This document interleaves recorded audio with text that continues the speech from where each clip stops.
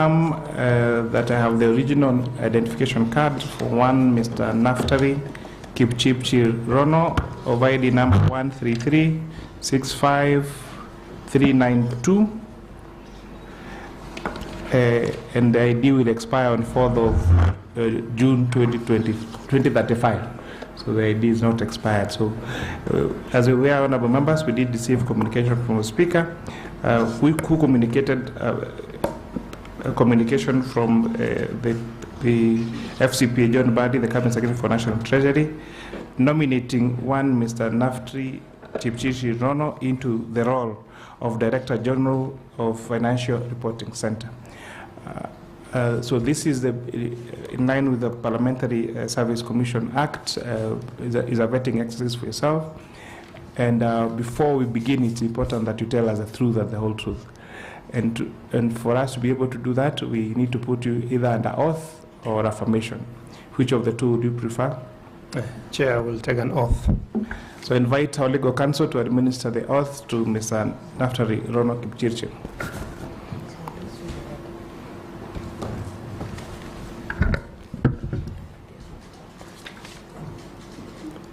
I, Naftali Kipchirchir Rono, do swear that the evidence I shall give before this committee on the matter under its consideration shall be the truth, the whole truth, and nothing but the truth. So help me God.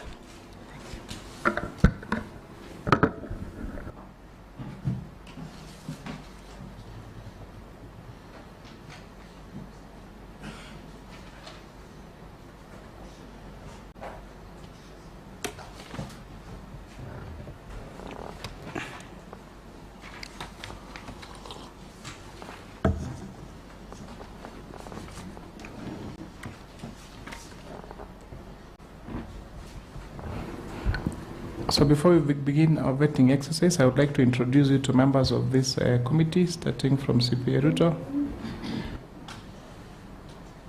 Thank you, Chair. CPA Julius Ruto, Member of Parliament, Keses Constituency, and a member to Finance and National Planning Committee.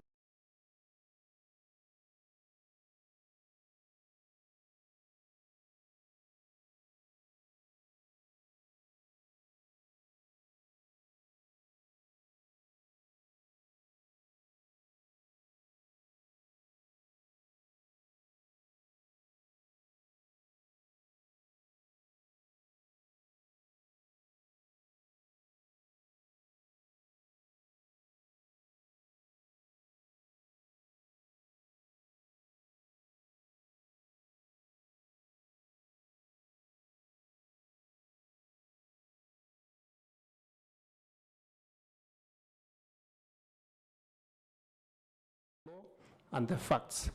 I have also, in the positions that I have held, put in place mechanisms to ensure, for instance, that officers declare their well-done declarations, officers conduct themselves in accordance with the ethical expectations. So this is an area where I will lead by example. Thank you, Chair. Nominee, is there anything in your public or private life that will make you conflicted in your decision making if this committee approves you for this role? There is nothing that will make me conflicted, Chair. What is your net worth? Chair, my net worth is 61,200,000 shillings. That's the difference between the assets that I have and the liabilities. And I have shared the details of that net worth in the questionnaire, which I have already submitted. Yes. Honorable Kaluma, you have questions for the nominee? Yeah, I thank you, Chair. Chair, I've put it on record that I know the nominee. The only part I needed to add is that in terms of academic qualification and competence, the nominee was among the best in his class. And I came a year after and I was among the best, if not the best, in our class. Chair, if you look at the records, the nominee got a second class honors upper division. This was the highest in their year. There was no first class. That's true, Chairman. Yes, that is true. This was the highest. And at that time, Chair, I remember it would take even 20 years before you get a first class at the University of Nairobi, more so at the Faculty of Law. Please go to your question. I'm going to my question, Chair. Chair, I'm going to my question. But Chair, let me clarify this because it is important. I've also looked at his KCSE certificate. And Chair, I'm putting this because of the matter of Chapter 6. And the nominee got also an A minus. And Chair, this is the time when A minus was A minus. Chair, let me therefore now proceed to make my questions. Because now you are becoming the nominee's lawyer. No, you know, Chair, there is a reason as to why we bring these papers, or we get these papers for them for interrogation. Chair. Take us through the questions. Chair. Please, don't take us through the question you have for the Chair, I've interrupted. I should not be interrupted. I've done vetting for 14 years now. I know what I'm doing. The nominee is present. Yes, Chair, let me now ask my questions. Nominee, you have been nominated. Chair, there is a lot of interruption. I think we are diminishing the importance of this process.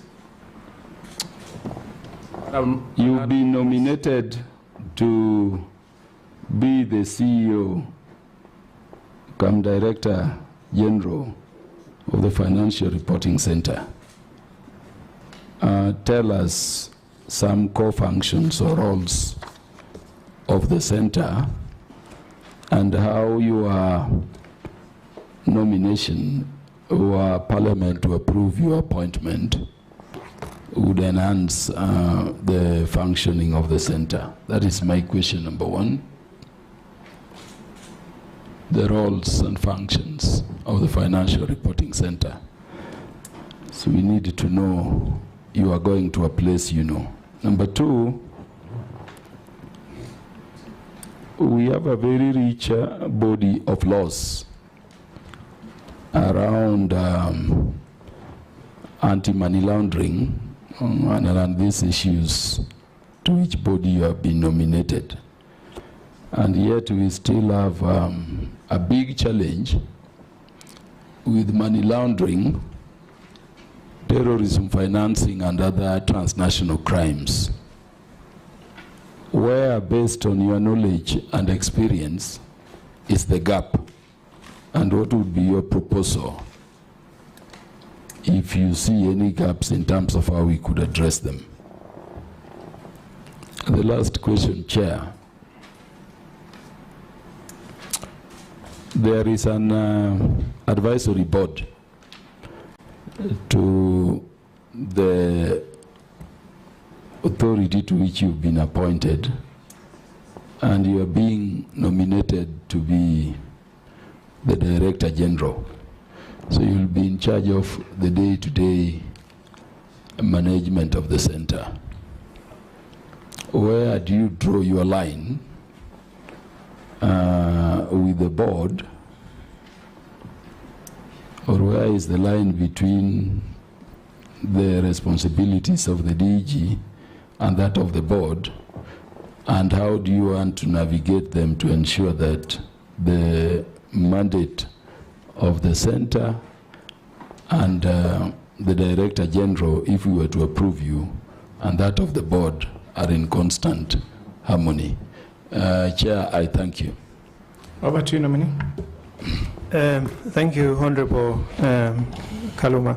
Through the chair, the Financial Reporting Center, which is Kenya's Financial Intelligence Unit, is established under Section 21 of POCAMLA, and its key mandate or objective is to assist in the identification of proceeds of crime, and also to assist in combating money laundering, terrorism financing, and proliferation financing. Broadly, the functions are collection analysis and dissemination of financial intelligence to law enforcement agencies and supervisory bodies. That's actually the core mandate. And the other mandate is supervisory or compliance mandate. And it does so in terms of registering reporting institutions, supervising them for compliance, assessing risks in those sectors, and remediation. The other broad mandate is policy formulation and advisories. And it does this in conjunction with the board. It advises the cabinet secretary and the other players in the AML space. The other complementary functions are training and outreach. So it's actually a core mandate, a key function. It does capacitates or builds capacity of the reporting sector, the supervisory bodies, and also the staff of the center. That is broadly the core mandate of the center. But the center does not operate in isolation. It works within a space where there are law enforcement agencies. It operates within a space where there are other financial intelligence units in other countries and other international bodies. So the other role, again, is cooperation, sharing information with other bodies within and outside the country. How will I enhance the attainment or the discharge of the function of the center? One, with my background in counterterrorism and operational management, one of the areas which I will deploy my skills in is enhancing the quality of disseminations, because that's a space I've operated in. And we will do this by building strong partnerships with the reporting sector, that is the industries, for quality reports. But more importantly, we'll build the capacity of the center to analyze and to disseminate quality, actionable financial intelligence to the report to the law enforcement agencies.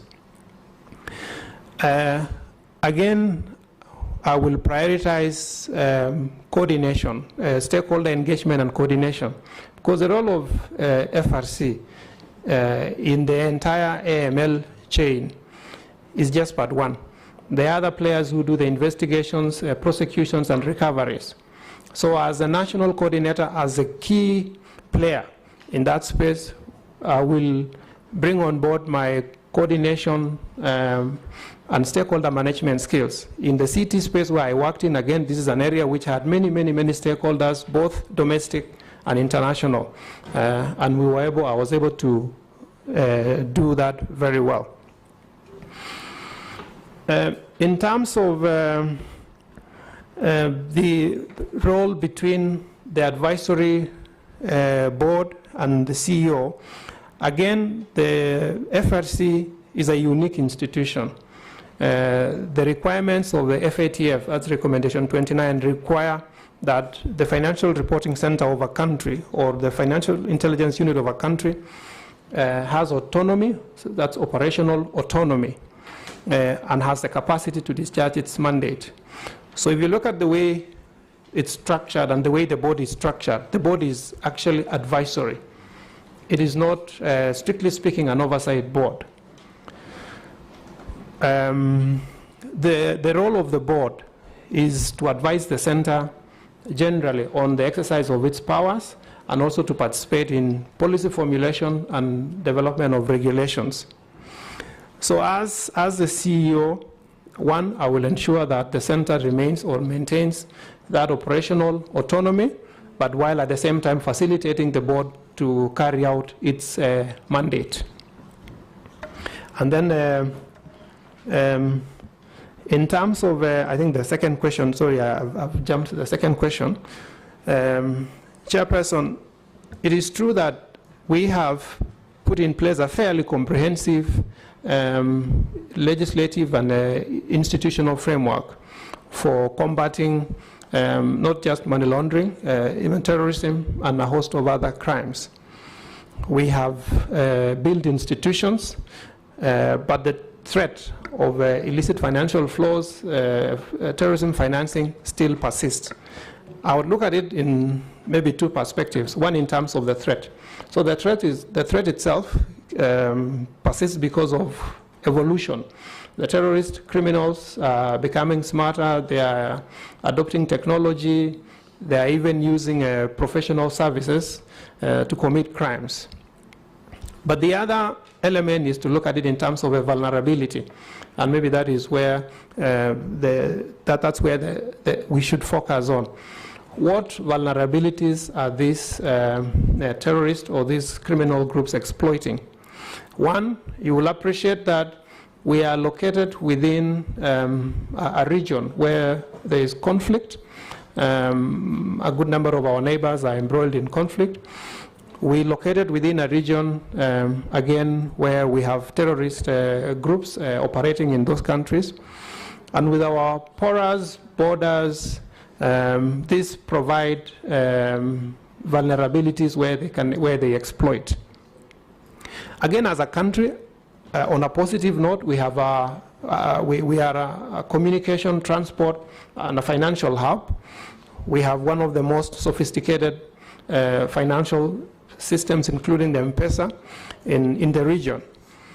And while it's a good thing, while it's a positive attribute for the country, it's also an area where criminals are exploiting to raise, move, and to conceal illicit funds because of the ease of movement, because of the ease of concealing, and the ease of accessing those facilities. Within the institutional framework, I would say maybe capacity issues are still there. And the reason is some of the areas which we are dealing with are areas which are resource intensive and require building capacity over time. A good example is the virtual asset space. That's an area which is new, and law enforcement agencies, even FRC, will require to develop capacity in that area. Then lastly, I think we still have challenges with coordination, and I think that's an area which we just need to improve on, still operating as silos. If we are able to enhance coordination between the different players in that space, I believe we will be able to close the gap. Thank you, Chair. Thank you very much. Honorable Mekamis Kassim. Chair, can I have a small clarification? You may. Yeah. I'm very happy with your diagnosis of the gaps we have. But tell me, what mutual legal assistance arrangements do you have with those countries around here in the matter of transnational crimes like anti-money laundering? Proceed. Thank you, Chair. On MLA, I think most of our neighbors, most of us are signatories to the primary international conventions touching on terrorism, money laundering, and transnational organized crime. That's the Palermo Convention and the Vienna Convention. So that alone provides a framework, a basis for mutual legal assistance and information sharing.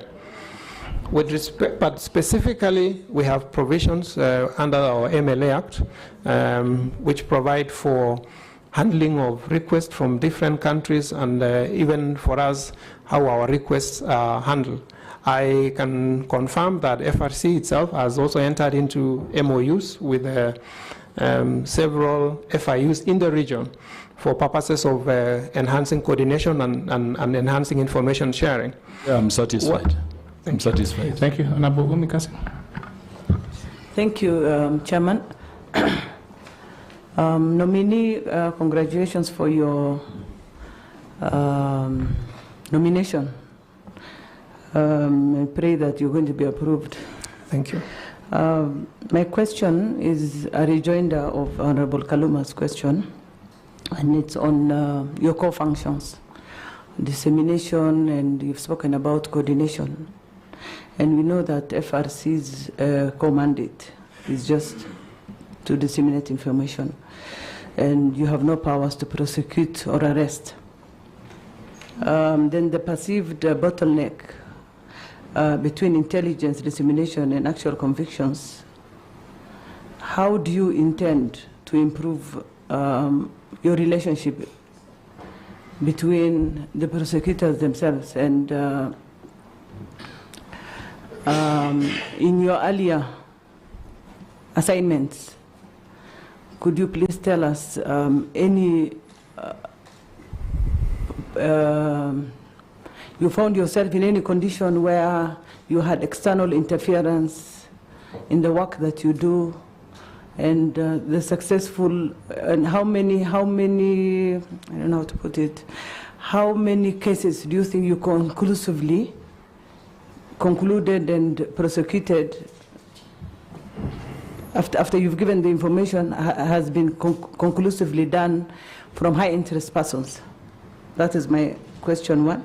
The second question I have, are there any areas of legal, you've spoken about legal instruments, any areas legal and policy reform within the AML, CFT and CPF ecosystem that you would propose for this committee to take up? Thank you. Over to you, Nominee. Thank you, Chair. May I proceed? Thank you. Through the Chair, Mheshimiwa. On the first question of which I perceive is how do we enhance the utility of the financial disseminations so that they trigger investigations and prosecutions and even asset recoveries. One is to deal with the quality of disseminations at the center level first. And as I've indicated, we will boost or we will bolster the analysis function of the center by many initiatives, including even analysis or employing analytical tools.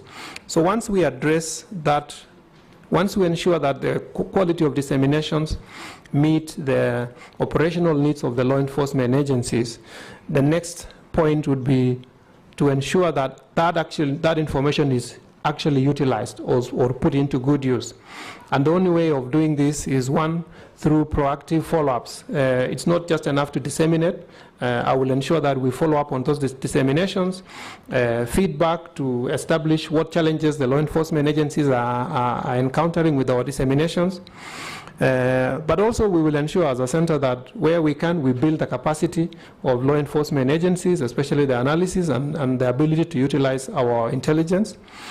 We will put in place collaborative mechanisms to ensure that the center, the EACC, the DCI, ARA, KRA, and the OTPP work together seamlessly so that there is seamless dissemination and utilization of financial intelligence. In my previous work, and we found this very useful, the multi-agency approach, especially in the counterterrorism space, it has worked very well. There is no reason why it should not work in the money laundering space as well. And there were many cases which we were able to process through that multi-agency approach, because you have the investigator, you have the prosecutor, you have everyone within one roof. In my previous experience, I did not interfere, or I did not witness cases of external interference. Perhaps maybe just to clarify, I have not worked in the office of the DPP. I've worked in the National Intelligence Service. I did not experience any form of interference with the matters which we dealt with. In terms of but for the center, if there was to be a case of to contextualize, if there is a case of external interference, the law is very clear that the DG, the center, has operational autonomy and makes a call independent of any influence from any quarter. In terms of areas of legal reform or policy formulation, there are several areas, Chair, and even as we embark or as we pursue the exit of the country from the grey list, there are areas which are pending, or the areas which require legal reform. One of the areas which is pending in our action plan is the area touching on trusts. That's a legal arrangements which requires enactment or review of the current laws governing trusts. So this is one of the areas which, as a center, I think we will be looking to your guidance to help us fast track that bill. The other area, which again is an area for policy and legal reform, is touching on the designated non-financial businesses and professions, particularly the real estate agencies. The law that they currently operate in, the institutional framework that they currently operate in, requires to be beefed up, to be improved, and to be modernized, so that they are able to carry out their mandate as supervisors or as supervisory bodies. And I give a very good example. The Estate Agents Registration Board operates on a legislation which was enacted way back, I think in 1964, 65. So that's an archaic legislation which needs to be amended and to be modernized. Lastly, again, still on the area of DNFPPs, I think it's a discussion which we could have on whether the supervisory bodies which have been given the mandate to supervise their licenses within that space really do have the capacity, or whether that mandate should be done by the center itself. The center, I am aware, has done a lot of work in terms of building their capacity to be able to supervise their licenses. Lastly, Chair, in terms of legal reforms, perhaps maybe we could consider also expanding maybe the composition of some of the oversight boards, or sorry, some of the advisory boards, like the AMLAP, the Anti-Money Laundering Advisory Board, perhaps to incorporate some of the sectors like the Law Society and even maybe the estate agents as part of just bringing them on board. I think those are the few areas I can mention, but the action plan that we have, that we've signed up as a country, does have several areas for legislative reform. The bulk has been done. I think there are only two areas which are pending. I submit, Chair. Thank you. FCP Oyula. Thank you, Chair. Thank you, Chair. Chair, let me start by congratulating Mr. Rono for having been nominated to this position. Mr. Rono, from your explanation, it appears you have a lot of information with you regarding these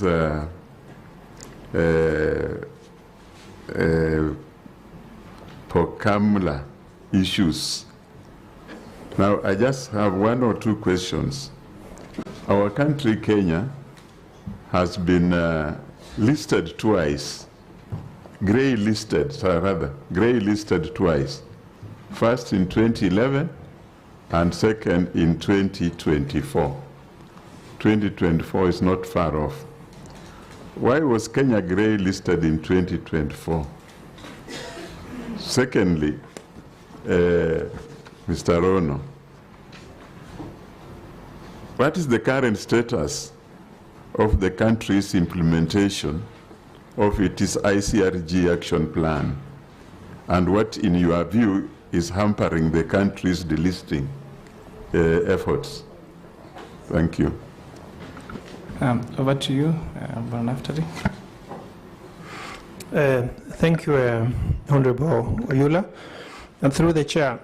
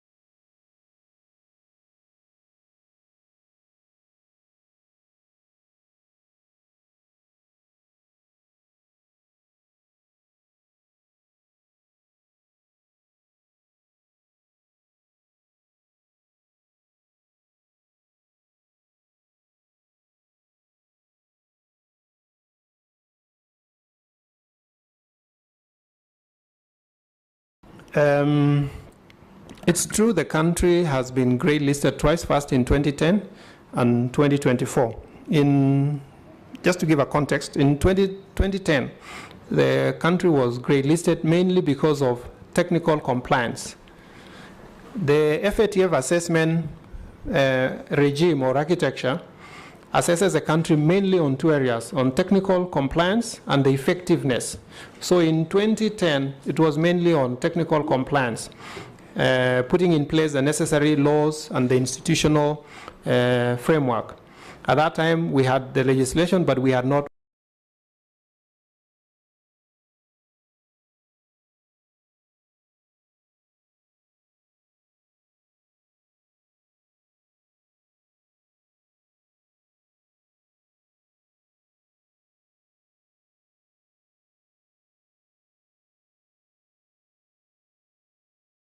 operationalized it. So the bulk of the areas of the issues which took us to grey listing in 2010 were on technical areas. In 2024, when we went through the mutual evaluation exercise, which again is a requirement by the FATF standards that all countries which have signed up or who are members of FATF, either directly or indirectly, subject themselves or submit themselves to peer review. They are peer reviewed by the neighboring countries or other countries through the regional FATF regional bodies like ESAMLAC. So when we went through that process, a number of deficiencies were identified. There were few deficiencies touching on technical compliance, mainly on having a legal framework to regulate virtual asset service providers, which has been done by this House. There were other technical compliance areas, like having mechanisms to give effect to implementation of the targeted financial sanctions. So most of those areas have been addressed. And then, of course, the other area which has not been addressed was on having a law to govern beneficial ownership information, especially touching on trusts. The bulk of the issues, or the main reason which took us to ICRG process or grey listing, is on the effectiveness, basically demonstrating how well the institutions, how well the laws that we have in place are delivering, how well they are meeting the expected outcomes. In terms of prosecutions, for instance, how well are we doing? How many prosecutions have we conducted? How many investigations have we conducted? How many asset recoveries have we conducted? That is an effectiveness criteria. The other element was the appreciation of risks themselves. The mutual evaluation group established that the understanding of risks in the various sectors was not even. The financial sector appeared to understand the risks in that space pretty well, whereas the designated non-financial business and profession sector did not understand the risks. And as a consequence, there was no correlation between the mitigation measures that the country had adopted and the risk profile of the country. The other area was on what they call risk-based supervision. Again, the financial institutions demonstrated a fairly good understanding or application of risk-based supervision. The designated non-financial sector, unfortunately, was low, and it's not even. There are sectors within that group which have embraced or are doing well with the risk-based supervision, but there are sectors like legal sector, the real estate sector, which are not doing well. The other area was on prosecution of ML, that's money laundering, and terrorism financing, separate from the predicate offenses. And what they found out was that the country, yes, had done well in prosecuting terrorism, had done well in prosecuting the predicates, the corruption, forgeries, etc., the predicate generating crimes. But we had not done well in prosecuting ML as an offense and TF, that's terrorism financing, as an offense. The totality was we had done, there are areas where we had done well as a country, but we did not have statistics. We did not have a good story to tell. That from disseminations done by FRC to the law enforcement agencies and eventually to prosecution and asset recovery, that consistency, that flow was missing, or that progression is what was missing. And that is what took us to grey listing. And lastly, in terms of the status, I am aware that as of today, we have addressed 10 items out of the 21 items in our action plan. So that means we still have 11 items in our action plan, and we have one more reporting cycle, that is in May. But I'm also aware that even for the items which we have not addressed, substantial work has been done. And we should be able to at least address maybe 5 to 6 other areas in the next reporting cycle. I thank you, Chair. Thank you. Boni. Thank you very much, Chair. First of all, let me congratulate you for being appointed to these posts. If you approved by Parliament. Yeah, up. No, switch off your mic. And CPR to switch off yours. So our audio team, I think, check on the. Try again now.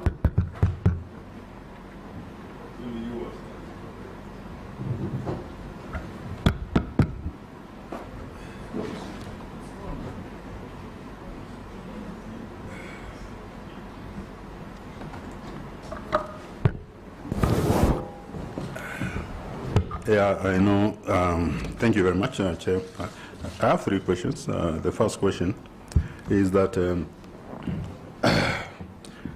in February 2024, Kenya was put in the grey list due to strategic deficiencies in combating money laundering and terrorist financing. As the Director General, if you are approved by the House, you play a central role in coordinating national efforts to address financial action task force action plans items.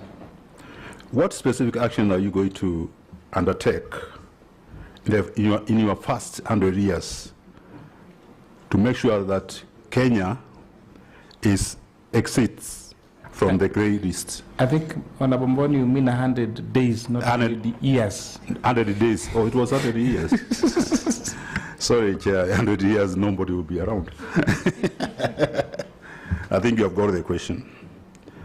2, if confirmed in this position, how do you intend to ensure that our international obligations, such as compliance with the Financial Action Task Force standards, do not undermine our security and national security? The last one, Financial Action Task Force assessment evaluation not only the existence of laws, regulations and institutional framework, but also the extent to which these measures produce measurable results under the Financial Action Task Force immediate outcomes, such as successful investigations, prosecution, conviction and assets recovery, and effective risk mitigation. How would you ensure Kenya demonstrates effectiveness beyond technical compliance? Thank you very much. How about you, Nominee? Thank you, Honorable Chairperson. Let me start with the last question because it's related to the one I answered last. On effectiveness, demonstrating effectiveness. This is an area which requires, it's not easy. It's a difficult area to demonstrate effectiveness. It requires, one, statistics. You must have evidence, you must have statistics. This is an area where you cannot address reactively. It requires that you have been working on it, building statistics, documenting the results.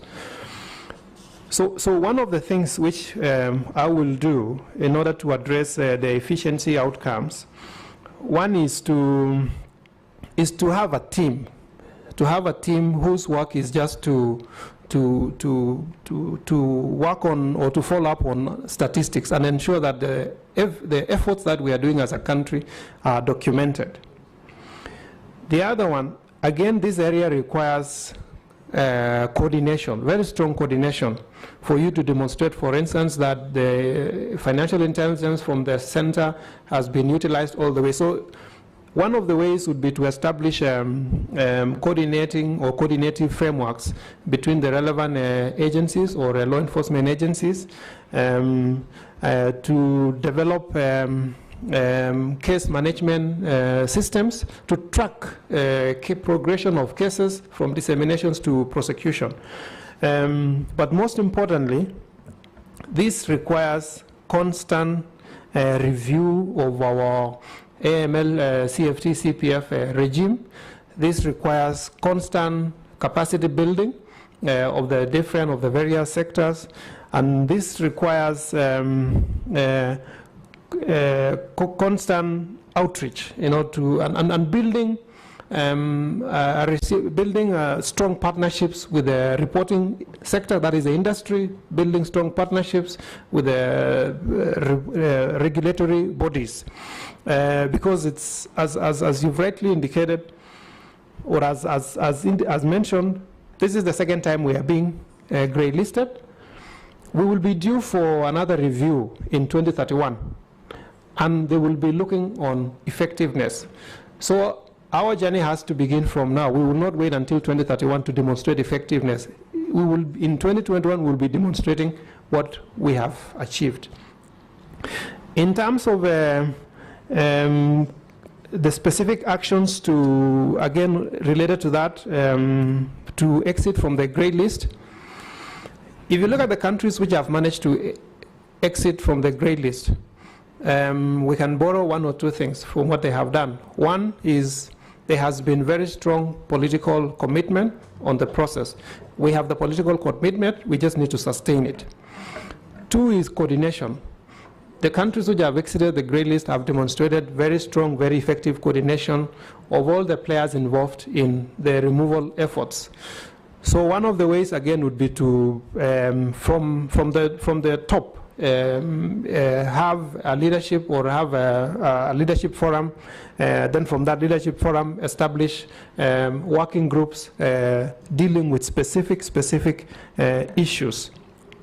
And then we just need to continue building capacity and resourcing the institutions which are charged or which are mandated to facilitate exit from this process. I will, within the 100 days, my goal will be to address at least 6 areas within the action list within the 100 days. I will seek to establish a technical committee between the FRC and the sectors which are not doing very well currently. Those are the designated non-financial businesses and professions. I will also seek to enhance the capacity of the center in the core areas to support these efforts, and essentially, specifically, the analysis function of the center and the compliance. And within 3 months, it's something which we can do in terms of recruitment or secondments and procuring the necessary tools to enable us effectively discharge on that mandate. I've mentioned the case management, which will be very key. And then having the close collaboration between the leadership of the various agencies who are involved in this. If we do that,